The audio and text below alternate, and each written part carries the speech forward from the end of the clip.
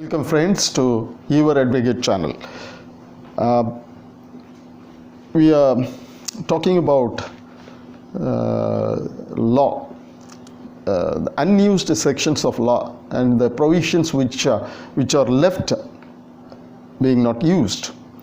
And we have been seeing those parts which are very relevant for the common public to use for their good, for the good of the society.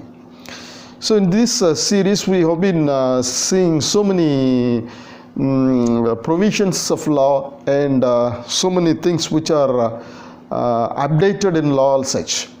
And I have been doing this in Tamil also. This is called in Tamil this is called Kuralin, Satta Kural. This is going on in Tamil. Now we are doing this in English. This is called Your Advocate. Your Advocate is an RNI registered journal which is now online also. You can watch online journal also, and this is a YouTube channel which you can find very well, and you can subscribe if you want so many more videos on these subjects which are very useful for the society, for the common public all such.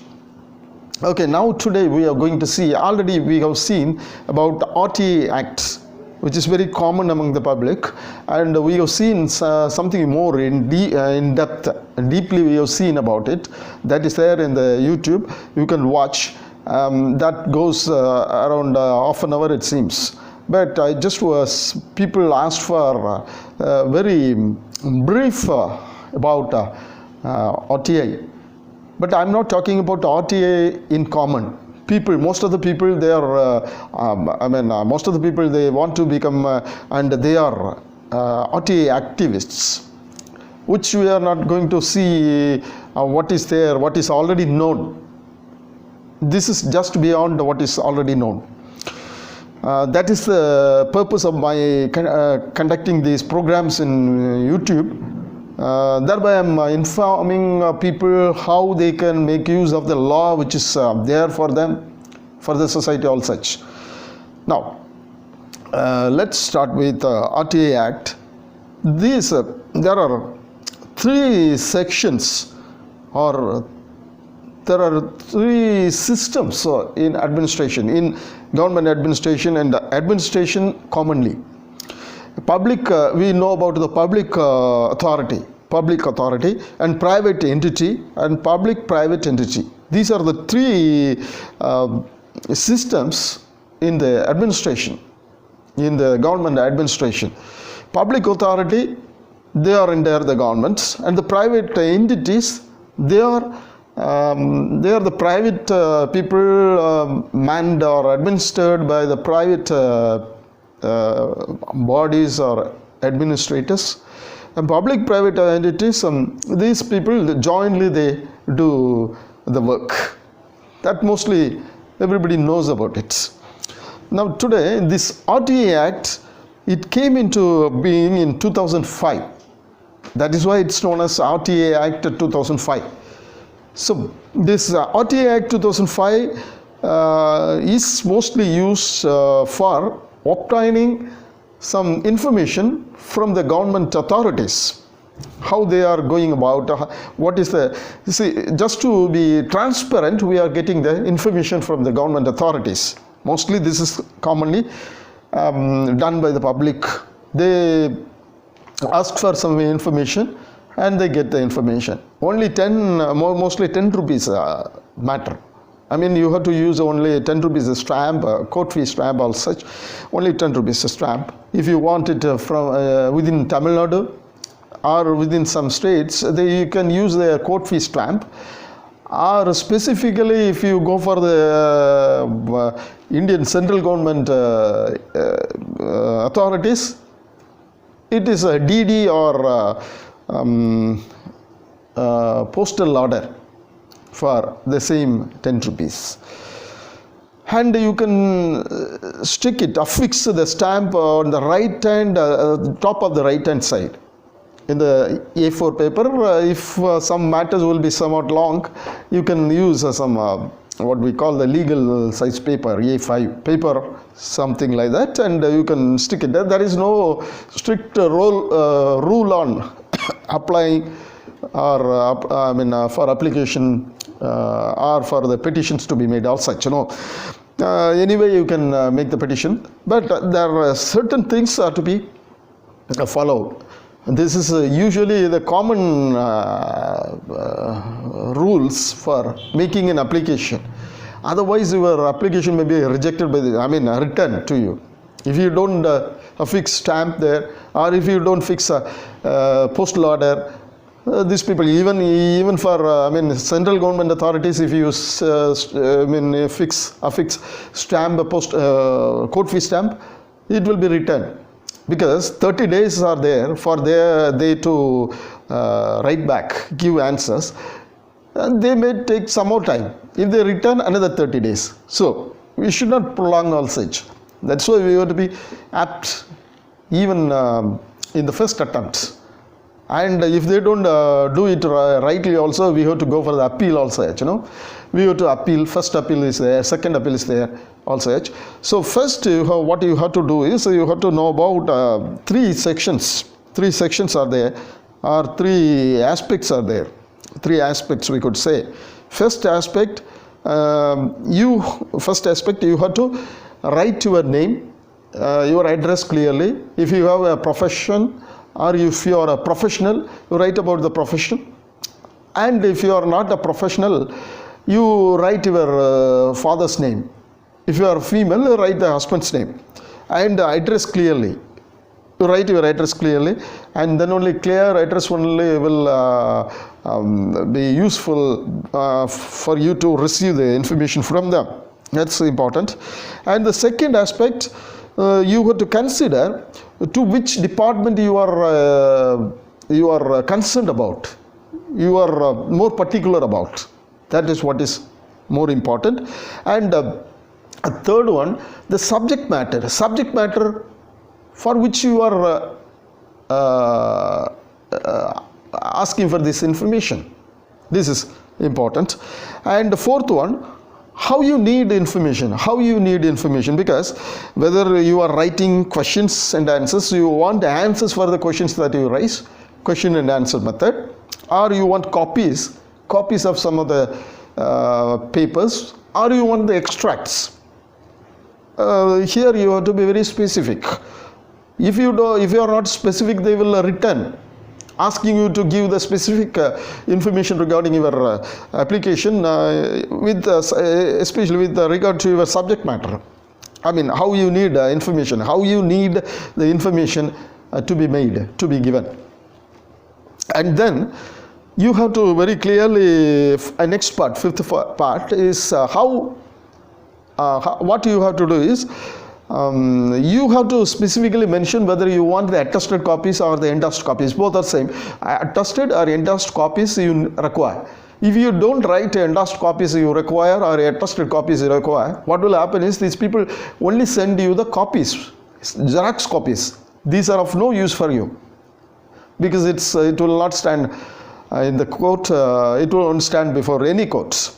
So legal, there should be some legal authority. It should be legally valid. So it should be endorsed with the seal. You write like that. I just want the copies to be endorsed by you with seal.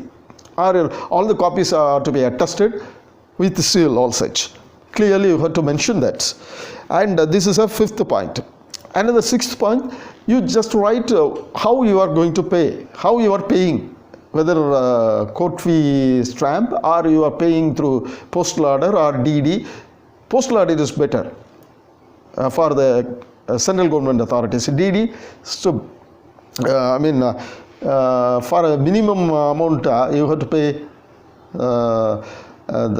what is known as commission or such. So you better go for DD, postal order. Postal order is better. You can, if you are an activist, you can purchase a number of postal orders at the same time, and you can use.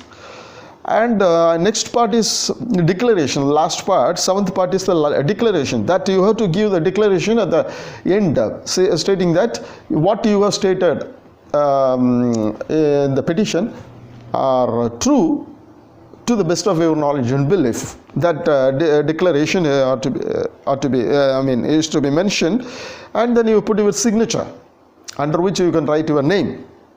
These are the aspects, and these are the parts. Okay, these are the parts that should be there. And to remember which person it is to be addressed to. Government authority, first when you address, you can put like this: Assistant Public Information Officer, Assistant Public Information Officer. Sometimes you can put Public Information Officer also, because if you put if you address to the Assistant Public Information Officer, next time you can appeal to the Public Information Officer. Then if he doesn't give you any reply, you can appeal, another appeal, second appeal to. Second time you need not pay any fee. First time is sufficient. And second time you can appeal to the Public Information Officer. Next appeal you can make to the State Information Commissioner, and then Central Information Commissioner. And there also, if you don't have any response, good response, or if you don't receive any reply, you can go to the High Court and then Supreme Court. These and you need not go to the courts even before the Central Commission. It will be over. Mostly, it would have been over by the third appeal or such, or something like that. It will be better if you know about all these things. It's better if you can proceed very well. And now what we have to know very particularly in this video is, you can write to the public authority, and now this is a law, the 2005 law. It has been amended. Another information that you have to know is, it has been amended in 2019. Last year it has been amended, and there is no discussion about we need not discuss about the amendment or such. And it is updated also. The law has been updated via judgments or orders, and we can appeal. I mean, we can get information from the public authorities, private entities. So public authorities, it's okay, everybody knows about it. And the public entities whom we have to address. See, if an NGO is registered, no? If it is funded by the government, you can approach the authority which is funding the NGO. And if it is an aided school, you can approach the district education officer. Previously in Tamil Nadu, you can find in other places also Anglo-Indian board was there. Now the board is not there in Tamil Nadu and all. So you have to go to the education officer, district education, DEO. You can you can file your petition before the DEO. And one more thing, private entity, the same way you can do. And private entity, now we have another updated information. Because in 2007 there was a case in Madras High Court. Honorable Justice Chandru, he was pleased to order that the schools aided by the government should give information to the public who ask for the information. So sometimes even the private schools are also coming under this act, but there is a dispute still not yet over. But we are not talking about the private schools which are not funded, but funded schools are to give their information. It's mandatory. The court in 2007 ordered that it's mandatory. They have to give the information.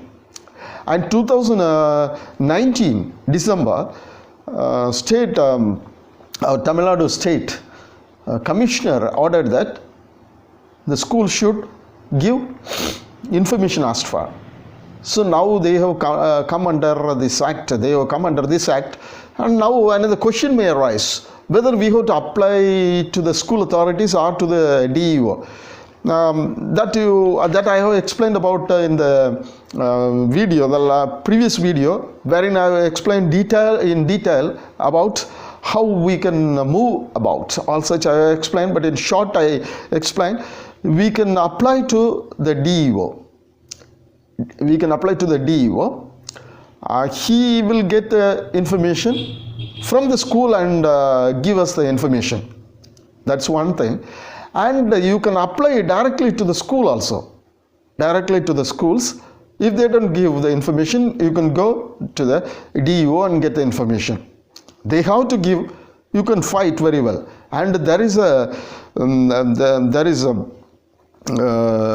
judgment about they are being penalized for not giving right information within the time, prescribed time.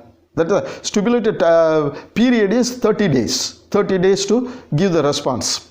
So it's only to give the transparency of the administration of the private public entities. I mean public-private entities and the private entities which are funded by the governments.